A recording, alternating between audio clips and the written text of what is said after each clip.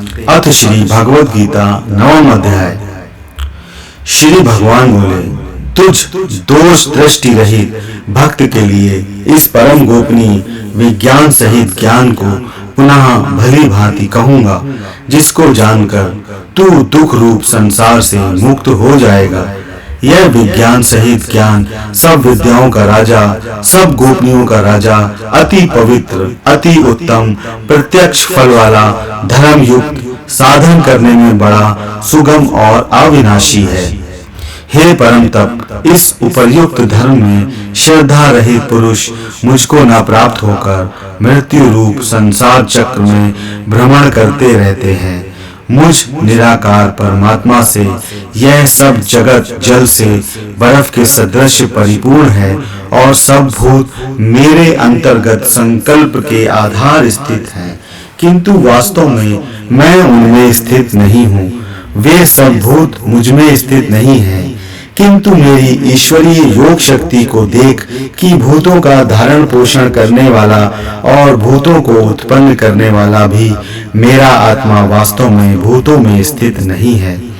जैसे आकाश से उत्पन्न संवृत्त विचरने वाला महान वायु सदा आकाश में ही स्थित है, वैसे ही मेरे संकल्प द्वारा उत्पन्न होने से संपूर्ण भूत मुझ में स्थित है, ऐसा जान। हे अर्जुन, कल्पों के अंत में सब भूत मेरी प्रकृति को प्राप्त होते हैं, अर्थात प्रकृति में लीन होते हैं, और कल्पों के आदि में उनको मैं फिर रचता हूँ। अपनी प्रकृति को अंगीकार करके स्वभाव के बल से परतंत्र हुए इस संपूर्ण भूत समुदाय को बार बार उनके कर्मों के अनुसार रचता हूँ। हे अर्जुन, उन कर्मों में आसक्ति रहित और उदासीन के सदृश स्थित मुझ परमात्मा को वे कर्म नहीं बांधते। हे अर्जुन, मुझ अधिष्ठाता के सकाश से प्रकृति चराचर सहित सब जगत को रचती है, और इस हेतु से ही यह संसार चक्र घूम रहा है।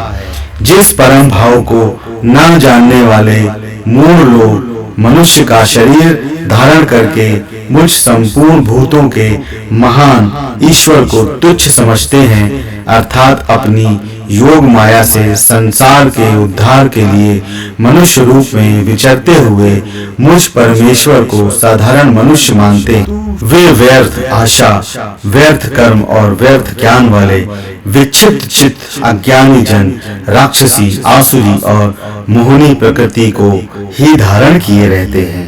परंतु हे कुंती पुत्र, दैवी प्रकृति के आश्रित महात्मा जन मुझको सब भूतों का सनातन कारण और नाश रहित अक्षर स्वरूप जानकर अनन्य मन से युक्त होकर निरंतर भजते हैं। वे दृढ़ निश्चय वाले भक्त जन निरंतर मेरे नाम और गुणों का कीर्तन करते हुए तथा मेरी प्राप्ति के लिए यत्न करते हुए और मुझको बार बार प्रणाम करते हुए सदा मेरे ध्यान में युक्त होकर अनन्य प्रेम से मेरी उपासना करते हैं।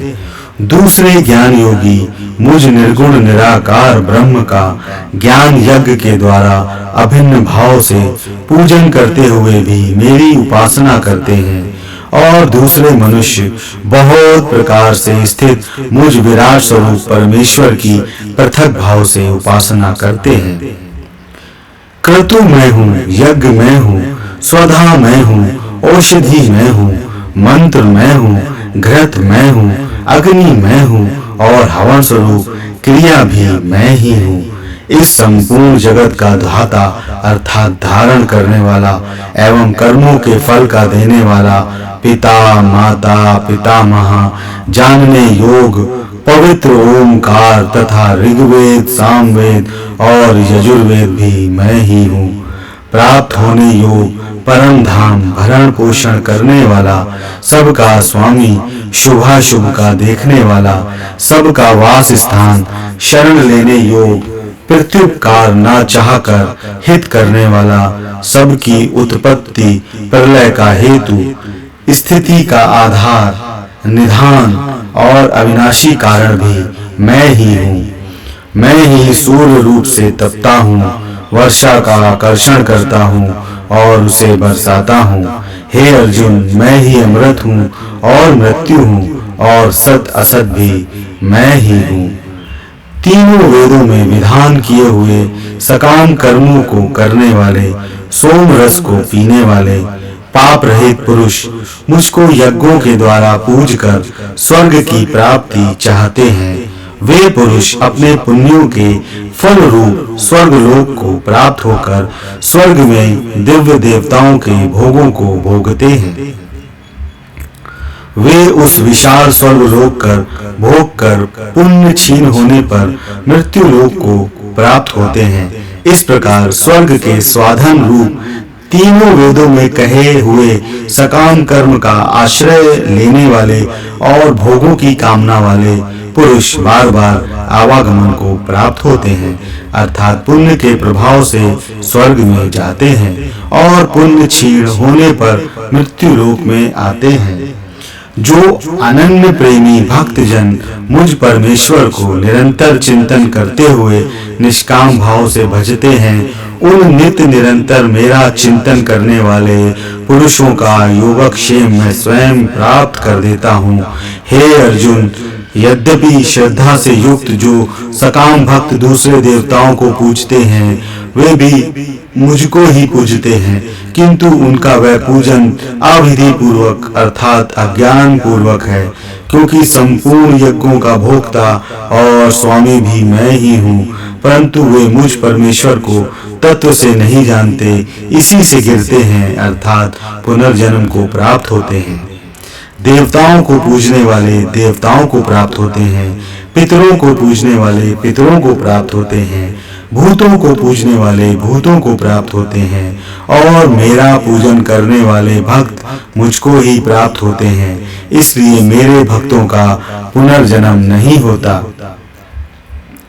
जो कोई भक्त मेरे लिए प्रेम से पत्र, पुष्प, फल, जल आदि अर्पण करता है, उस शुद्ध बुद्धि निष्काम प्रेमी भक्त का प्रेम पूर्वक अर्पण किया हुआ वह पत्र पुष्पादि मैं सगुण रूप से प्रकट होकर प्रीति सहित खाता हूँ। हे अर्जुन, तू जो कर्म करता है, जो खाता है, जो हवन करता है, जो ध्यान देता है और जो तप करता है, वह सब मेरे अर्पण कर। इस प्रकार जिसमें समस्त कर्म मुझ भगवान के अर्पण होते हैं, ऐसे संन्यास योग से युक्त चित्त वाला तू शुभाशुभ फल रूप कर्म बंधन से मुक्त हो जाएगा और उनसे मुक्त होकर मुझको ही प्राप्त होगा। मैं सब भूतों में समभाव से व्यापक हूँ, न कोई मेरा अप्रिय है और ना प्रिय है, परंतु जो भक्त मुझको प्रेम से भजते हैं वे मुझ में हैं और मैं भी उनमें प्रत्यक्ष प्रकट हूँ। यदि कोई अतिशय दुराचारी भी अनन्य भाव से मेरा भक्त होकर मुझको भजता है तो वह साधु ही मानने योग्य है, क्योंकि वह यथार्थ निश्चय वाला है, अर्थात उसने भली भांति निश्चय कर लिया है कि परमेश्वर के भजन के समान अन्य कुछ भी नहीं है। वह शीघ्र ही धर्मात्मा हो जाता है और सदा रहने वाली परम शांति को प्राप्त होता है। हे अर्जुन, तू निश्चय पूर्वक सत्य जान कि मेरा भक्त नष्ट नहीं होता। हे अर्जुन, स्त्री, वैश्य, शूद्र तथा पाप योनि, चांडाल आदि जो कोई भी हो, वे भी मेरे शरण होकर परम गति को ही प्राप्त होते हैं। फिर इसमें तो कहना ही क्या है, जो पुण्यशील ब्राह्मण तथा राजर्षि भक्तजन मेरी शरण होकर परम गति को प्राप्त होते हैं। इसलिए तू सुख रहित और क्षणभंगुर इस मनुष्य शरीर को प्राप्त होकर निरंतर मेरा ही भजन कर। मुझ में मन वाला हो, मेरा भक्त बन, मेरा पूजन करने वाला हो, मुझको प्रणाम कर। इस प्रकार आत्मा को मुझ में नियुक्त करके मेरे परायण होकर तू मुझको ही प्राप्त होगा।